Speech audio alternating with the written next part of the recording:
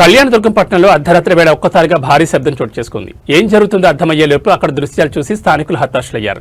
ఒక మైనర్ బాలుడు స్టీరింగ్ పట్టుకుంటే ఆ వేగం ఏ స్థాయి వినాశనానికి దారితీస్తుందో చెప్పడానికి ఈ ఘటన నిదర్శనం. అనంతపురం జిల్లా కళ్యాణదుర్గం పట్టణంలోని దొరగట్ట రోడ్లో అర్ధరాత్రి పెను ప్రమాదం సంభవించింది.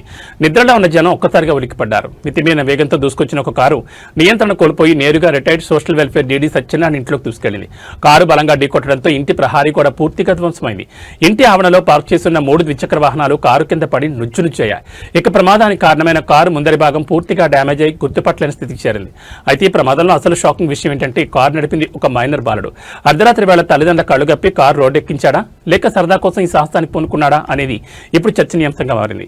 అదృష్టశాత్తు ఆ సమయంలో ఇంట్లో వారు నిద్రిస్తుండడం, రోడ్డుపై ఎవరూ లేకపోవడంతో ప్రాణాపాయం తప్పింది.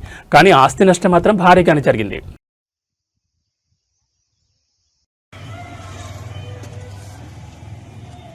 ఏమైంది అంకుల్?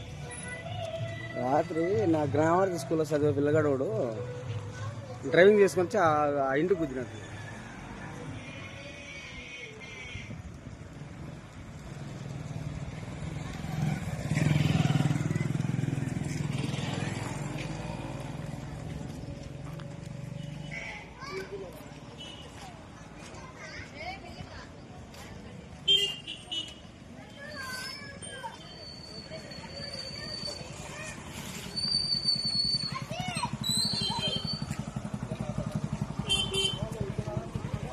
వస్తా ఉంటాము.